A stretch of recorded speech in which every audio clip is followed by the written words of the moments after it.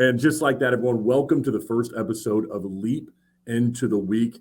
Now, I'll tell you, if you're not sure, maybe you haven't checked this out before, don't worry. This is the first episode, so you get the opportunity to see this thing start off right from the beginning. So what is Leap into the Week, and why do I have Patrick Fingles and the screen right next to me? Well, the answer is simple.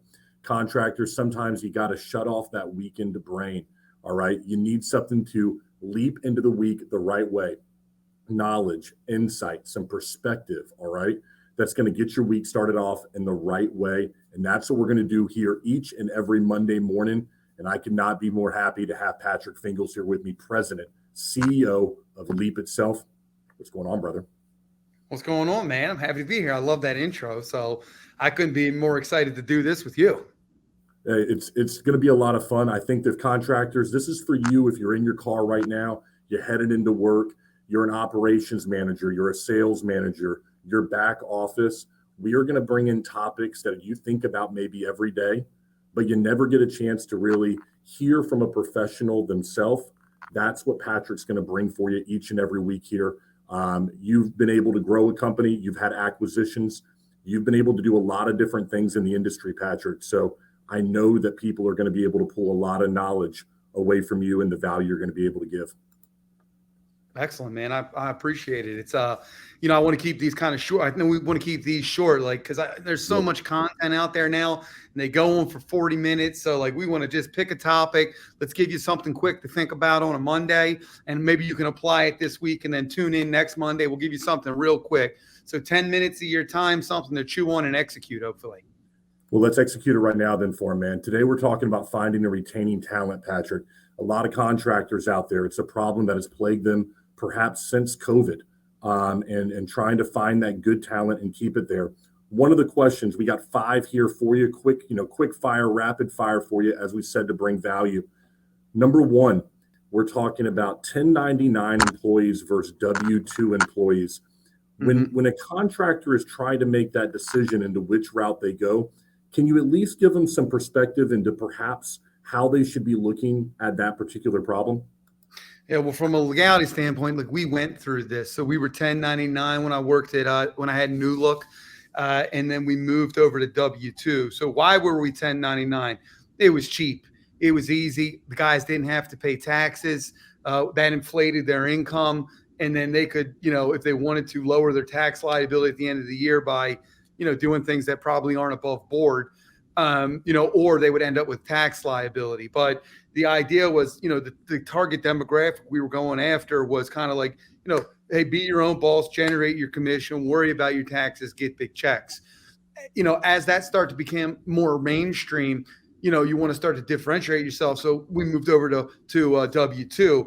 And, when you move over to W-2, you're doing it for different reasons. Hey, man, I want to get my team health benefits. Maybe I want to start to offer some options that aren't out there in the universe. So it's a funny thing, I think you can do it both ways. I mean, ideally, the letter of the law says, if you're controlling the calendar and schedule of an employee and telling them where they need to be and when they need to be there, technically W-2. If they have the autonomy to work when they want to work, and service the customers they choose to service and so forth, 1099. So that's like the hard and fast rule. I think the benefits of W-2 are nice because of those benefits. I think the simplicity of 1099, and for the demographic that just wants to deal with their own taxes, they're not interested in the benefits, they're not interested in kind of like the cost associated with W-2 employee. They just want to maximize their income. I think that's your 1099 people. It's a difficult decision for contractors, and one that I think is one they've got to make. Another thing is turnover. If you're turning over, like you turn contractors over a lot, they go file unemployment. Then unemployment breathes down your back, right? Because you're always getting audited by unemployment, because they go down and try to file unemployment because you let them go. And then they're like, oh, you don't qualify for unemployment. You were a 1099 employee. And then they're the ones that are feeding the ex-employees that leave. So just, something to think about there. So, from the letter of the law, you want to be really conscious of whether that person qualifies as 1099. Absolutely. Now, before you can actually bring them on as a 1099 or W-2, you got to find these people, though, Patrick. And that's question number 2 for you. When you are looking at hiring somebody for Leap or any of the companies that you've been a part of and previously, do you tend to hire for the position somebody who has got the most knowledge, the most experience, or do you lean towards hiring for culture, someone who's going to fit in with where the company might be right now? How do you weigh both of those as an entrepreneur and a leader? I mean, you got to give you the political answer and say both. It does vary by position. Your sales positions, I think, are more culture. You're hiring behaviors, you're hiring attitude, you're hiring grit. You're trying to take people and give them a lifestyle change. If you're hiring software engineers, experience becomes important. So you do want to hire people that fit within the culture, but they have to check the experience box. I think that's the same thing that's true for contractors. You're hiring somebody that's actually doing the work, or a service technician. You got to kind of hire experience with a mind to a culture. If you're hiring sales reps, or somebody that you can train up from zero, call center agents, things like that. I think it's all about the grit and the drive, or whatever culture matches. It could be customer service, customer obsessed, kind of whatever's matching your culture. That'll also help you map the recruiting strategy. Yeah, I'm looking at somebody like the analytical types as being more of the knowledge based, while more of my relationship positions as being more of the culture based positions, is how I'm kind of reading what you're saying right there as you talk about the analyst, the engineer, an individual like that. Yeah. I mean, I don't want to say skilled. There's the science and the art. They always say that, right? So if it's science, if you're hiring for science, I mean, you need somebody that has the knowledge to be able to do it. If you're hiring for an art, so you might consider, like I said, a call center agent or something like that. It's an art form. We want to provide a good customer experience, and that can exist within anybody. So it's I guess it's the science of the position, or the art of the position, and that kind of delineates whether you're kind of leading with culture or skill set. So I think that's the best way to kind of to rationalize that. It makes sense to me. Right now, I've been fortunate enough to be out there in the field with some of your employees, and I don't think there's any question that you've got some of the best talent there is in the game. Just honestly, some of the best people. But a lot of companies are having trouble maybe standing out right now. Maybe they're on an Indeed, or they're on some of these sites, and they just can't seem to stand out from their competition to bring in good people, get them in the door, brother. Yeah. Have you had anything that's been successful for you all in continuing to find and attract good talent when it seems like maybe you're just kind of blending in with every other contracting company that's out there? Yeah. So your employees are your champions, right? So we are heavily referral based. So that just drives ability and culture. But how do you get to that? You get to that. Look, if I'm talking to an owner right now, if you're hiring people, maybe you're small and you're trying to scale, you need to hire those people yourself. And that doesn't mean like you're going to go through a recruiter or Indeed. That means you're going to go on LinkedIn, you're going to reach out, you're going to be really thoughtful about the message that you're sending.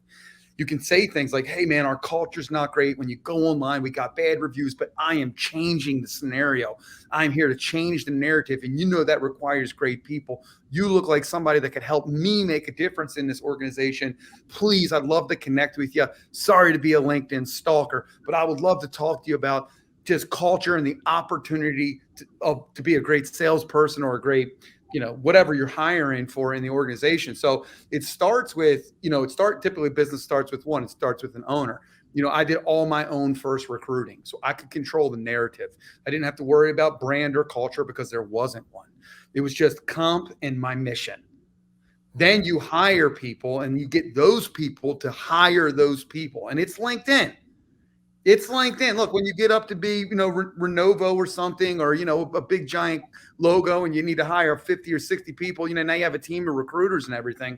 But that's the exception. The rule is, there's 4 of us, and I'm trying to hire 2 good salespeople this year. How do I do that? Go on LinkedIn, craft the message yourself, send it out there to them, and be really thoughtful, something that breaks through the monotony. Like, we're not perfect, but I want to make it perfect. I think you can help. Would you at least have a conversation with me? If nothing, we can network. If nothing else, we can network. So I think it's creating the story People put a lot of thought into their radio advertisements or the Valpak mailer that's going out or whatever they're doing. And then, when you look at these job descriptions on LinkedIn, or Career Builder or Monster, I guess those are kind of dead. But when you look at Indeed and you look at these things, it's like they all look the same. Mm-hmm. So you got to stand out. And I think the really way to do that is with targeted messaging. So once you start doing that, man, people bring their friends to work. And that's when the magic starts to happen. So I don't know, we hired 50 people last year. I think 70% of them were referrals. I think 70% of them were referrals. It was really high. So, and that's that thing, but not at first. Not at first. It was me begging. You got me pumped up over here, man. I'm rolling up the sleeves. Got to get out there and do it myself. What are you doing? You got to do it. You got to write your radio commercial, man. You got to cut it through, and you got to say it to them. An individual saying on LinkedIn, "I want to hire you," gets such a different result than a recruiter saying, "I have an opportunity that I think you might be interested at this company." Yes, because it's your company. You're going to take ownership of that.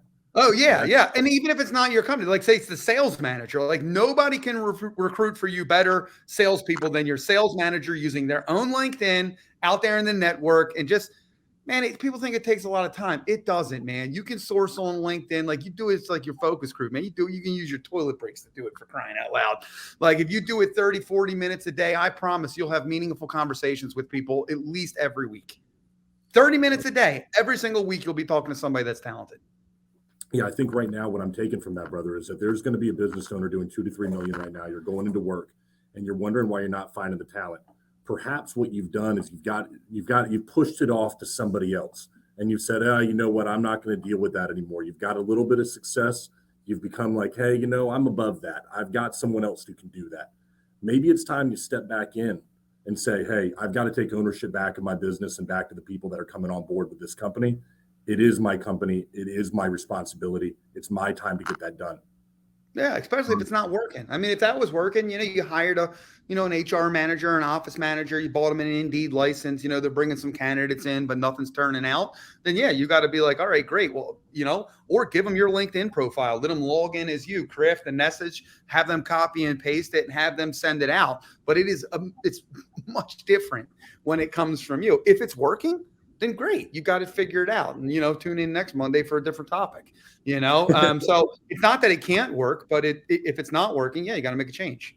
And I'm telling you, what does work is, hey, I would love for you to work for me. Whether you're the owner, the sales manager, the call center manager, I would love for you to work for me. It makes it really personal.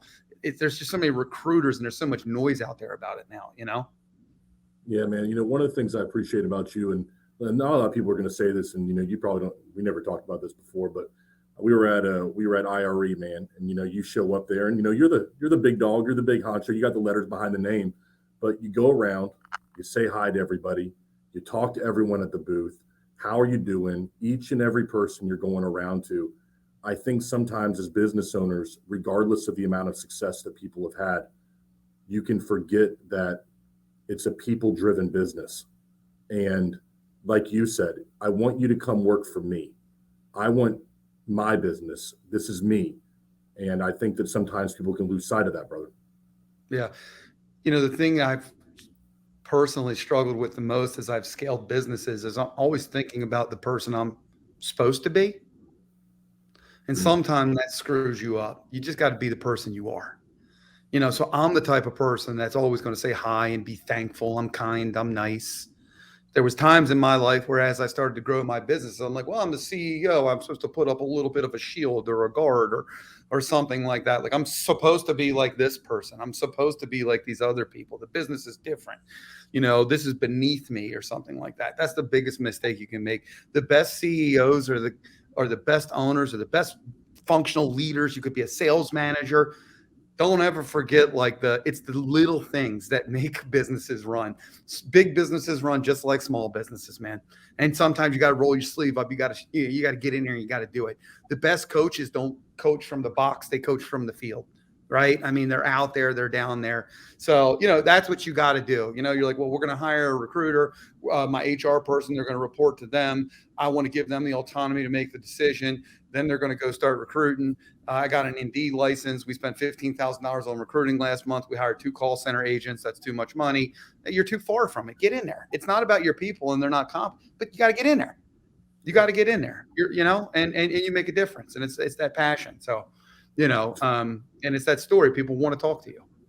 That's right. We're talking with Patrick Fingles, everybody. Leap into the week. We're talking about finding and retaining talent right now. Patrick, I have one final question for you, as I know time is going to be very important here. When you get to that point where you found that individual and you're bringing them into your company, trying to figure out if they're the right fit, you're going to go through the interview process. We're doing it right now in our company. I know you're constantly hiring in yours. Can you give me an interview question, man? Something that's a go-to for you or something that's an absolute no that you never want to ask? I'm looking for something that, somebody might have an interview today. What should they be asking or what should they never ask a candidate that's coming in there right now? I'm going to give you a good one. So I like this question. So I always ask people, like, if it's a management position, I'll give you a management question. I always ask people what their manager style is. And I'm like, what's your management style? I did this yesterday. And somebody said to me, they said, they give you the answer. So the question yesterday was, I never micromanage. And I'll tell people a way to do something, but I always give them the autonomy to present a different way or do it their way. And, that's really how I think about it. And then here's the magic in that. I say, I'm going to read that back to you. I want you to validate this for me, but I'm going to read it back to you as the opposite. So I'm going to be the opposite of you, the bizarro you in a foreign land. And I want you to tell me if this sounds like the opposite of you. So imagine if I was interviewing and I asked the same question to your evil twin, he would say, I'm a micromanager and I don't give people the autonomy to contribute ideas or do it their way. They have to do it the way I want to do it. And he was like, yeah, that's not me. And I was like, great. I said, if all the interviews I do, could you imagine anybody saying that to me? Would anybody answer the interview question like that? Did that sound right? And he was like, no, I can't imagine anybody would say that. I was like, okay, great. So then what you told me your superpower is really just the status quo. So what's something that you can tell me that somebody else would say the opposite? And that would still be a viable, good answer. So tell me something where the person can say the opposite about you and potentially still get the job. So the opposite might be, listen, I like to give people autonomy, but I like things done the way I do it. I'm in this particular position and there's a way to do it. I am repetition given. I don't allow people to go left and right. I keep it narrow. And that is the recipe for success in my call center as a call center leader. You could ask somebody else and they might say, I really, I believe in scripts, but they don't have to stay true to them. I like to give people the autonomy. So both answers are logical. And those are some of the best answers you can get. But people don't think about it that way. They just give you the textbook answers. You got to feed it back to them as like the antonym, and it blows their mind. And then they'll think about something where they're actually different. And that's how you get to know people for real. And you can do it with anybody. It's awesome. Just try it once or twice. You'll love it. If I was going to give anyone some advice today, if you're looking to find and retain talent, is take personal accountability for mistakes on your team. You got to.